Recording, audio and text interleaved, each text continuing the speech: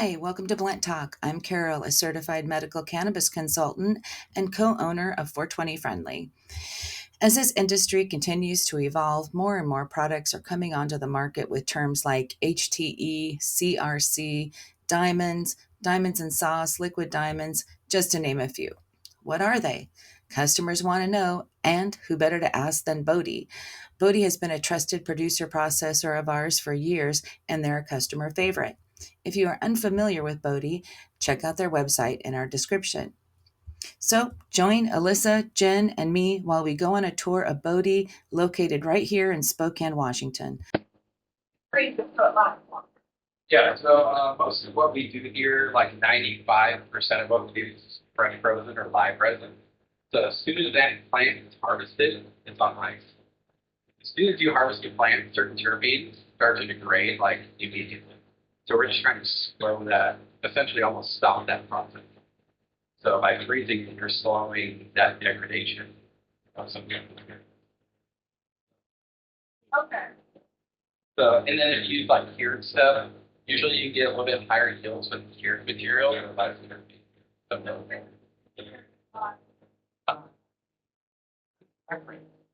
You know, some people want more higher terpenes, better flavors. Okay.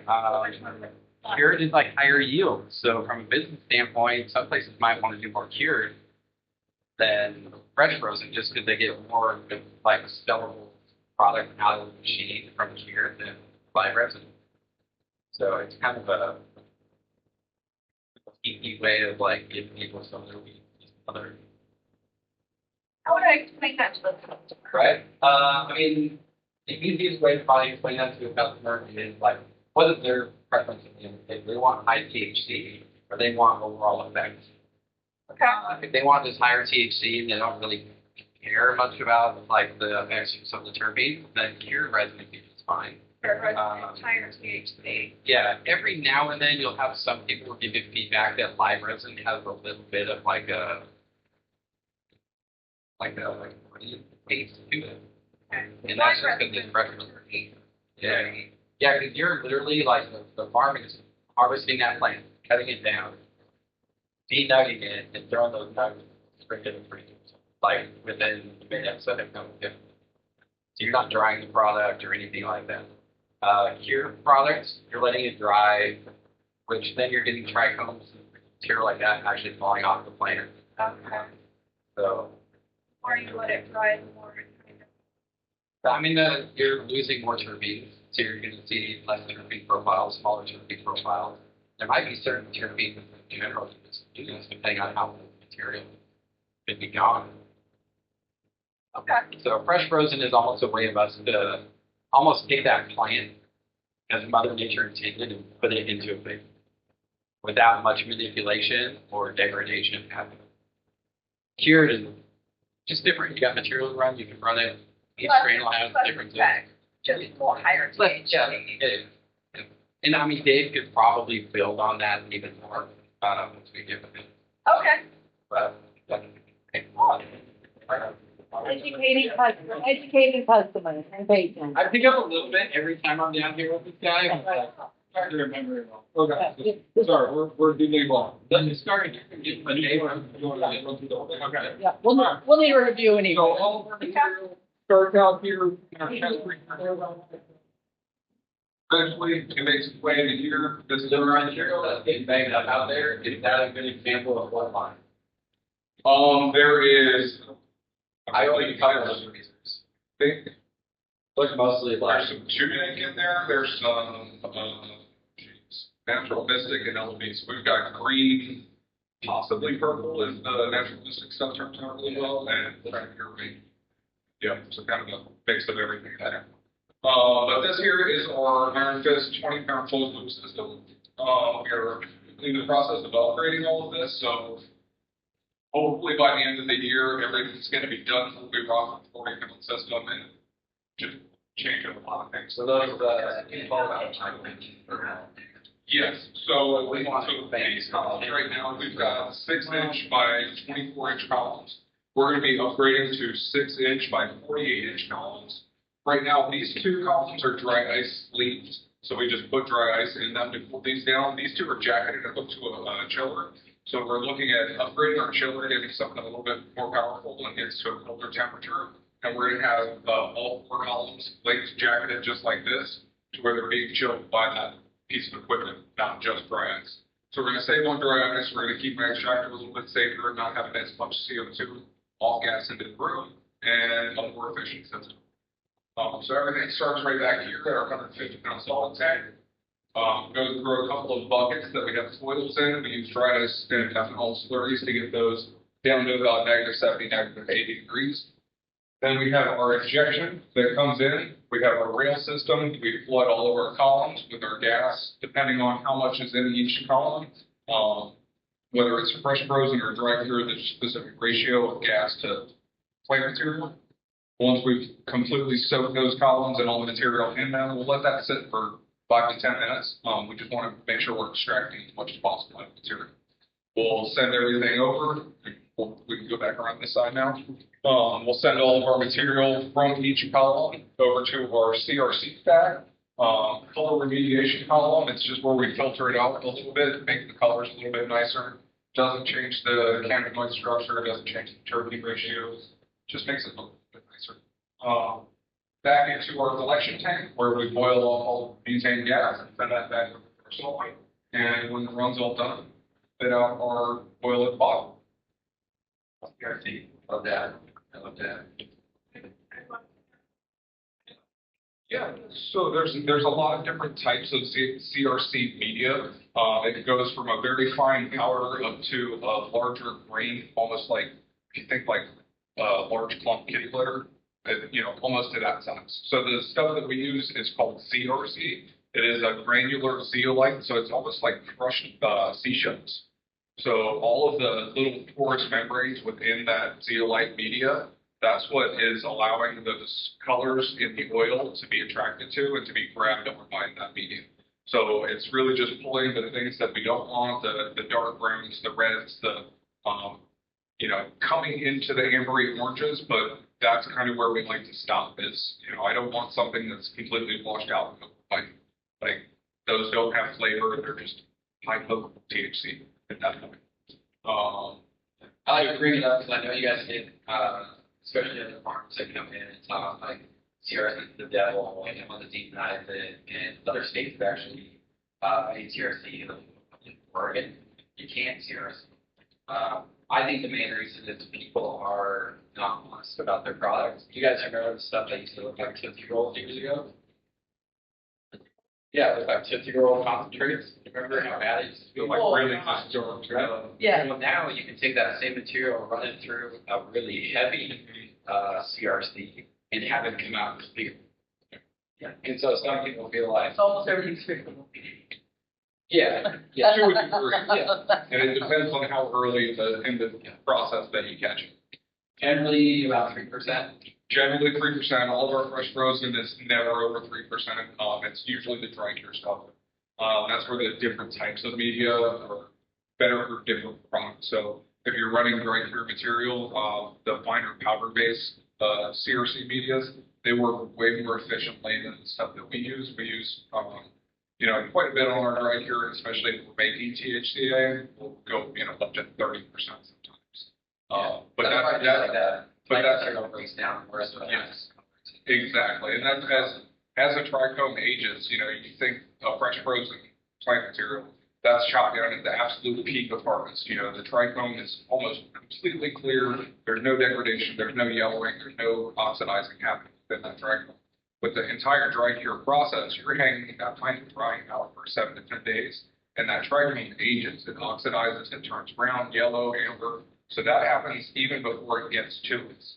Depending on how old that dry cure has sat, once it is completely dry and safe for consumption, it could be another 2-3 months before I see it. And at that point, I have to guess and say, okay, this looks like this, it smells like this, it breaks up, it turns to dust under my hands, something like that. I would hit a lot harder where if I got sugar leaf trim and could roll it in my hands and it just kind of rolls almost like fresh rosemary. Those types of products, I know I don't need to hit as hard because of that freshness of the material. And it's just paying attention to that, trying to watch every batch that comes through. It's a little bit of a, I know you guys come in, or, you know, customers come into the store and they see something they really like in color, and like, color's not bad, but we try and balance it to where it's like clean enough for customers that like to see really clear colors. It's there, but we're also not trying to strip everything out, because we could just CRC the crap out of everything and make it all clear. But then we're taking out so much together. There was a point where that wasn't a big deal, where if you got need like crystal, so he said about 3%. people would buy it, That's pretty nuts. but that's kind of come and gone. Do you remember how things used to look? Yeah. Now you don't see that material anymore. It's still being made. It's just now being processed. Better. So, yeah, especially nowadays, you see $5 dabs, right? And they're crystal clear. Right. Right? And like, that was CRT, right? Colors don't matter. So when I think of like a pan of oil, and we can talk about this more in there, when we look at actual pans of stuff. When you see the color in a dab container or a whole pan, if you're looking at it, or a full jar, if you're looking at it, the color of that oil to me is representative of what color those trichomes were. So an average of the batch, you know, you might have had some really great trichomes, you might have had some really dark brown trichomes in there. However that end color looks like, that's the overall condition of what went into that batch of trichomes that were on that plant. So what we do with CRC is we can take a slightly older material that's got that reddish brownish color that's in it, and we can clean that up to a nicer amber, or, you know, a lighter or darker yellow, to where it's a more appealing color than the browns, the reds that people used to see in a lot of the material coming out. So we're now, a lot of the processors, we've kind of figured out the CRC game and which colors work effectively for each type of material. Some places aren't always doing it how they advertise. The keywords they're using on their packaging, melted diamonds, sometimes they're just eating up THC powder. They're not actually growing the diamonds. So these is things like this, you can actually like add a diamond speed to it to where all, I don't know if you've heard the term crashing out. All the THCA will literally crash in here from the oil and collect to one another, basically like build on one another and create diamonds. So essentially, the diamonds are crystals. You're building crystals. Yeah. Yes. And to where the THCA powder, it's, some people think that it's diamonds that are ground into powder. It can be, but it's not necessary. He said they're filled with THC powder. Some are. Some are. Some will actually take diamonds and break them apart, melt it down. Some people take THCA powder from even hemp-derived plants, or, you know, hemp plants can actually like take THC. THCA, whether it's from hemp or cannabis, is still THCA. You know what I mean? Obviously, hemp doesn't produce as much of it, so it takes more of that material to produce it, but also hemp costs are so much less and less regulated. So some places I know take THCA powder and essentially melt it, put it with terpenes and call it melted diamonds. Is it? Yeah.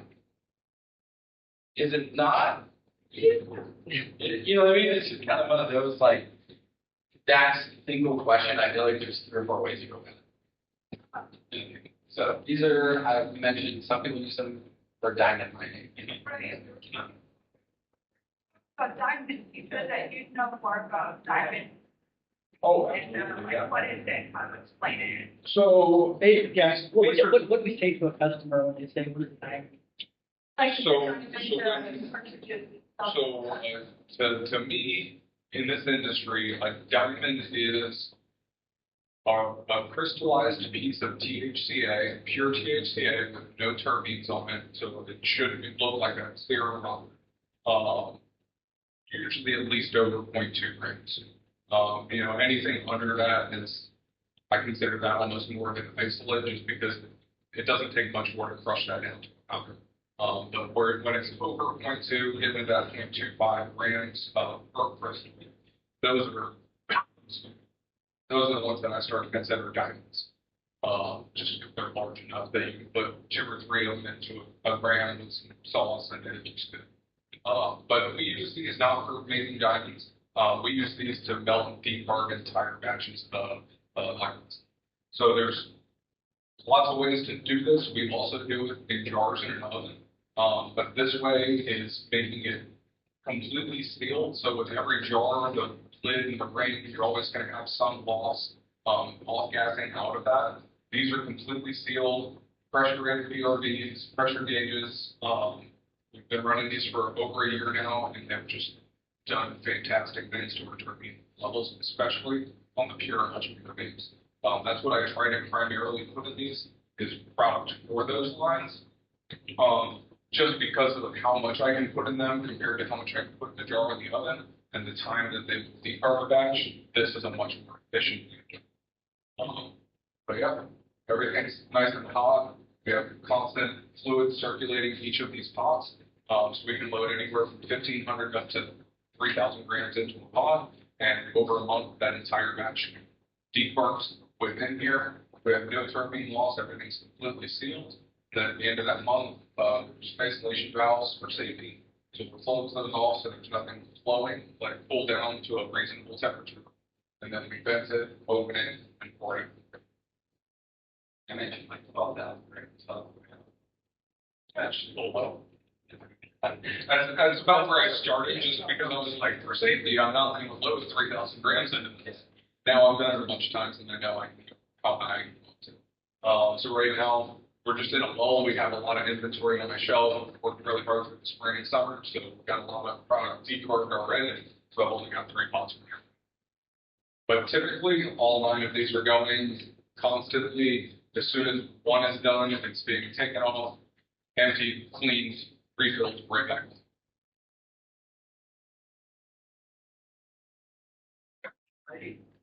Yeah, sorry, they're high. Should have put them on the bench shelf so people could look at them. But I might be able to see him. this one here, so you're gonna want to stick ones right in there.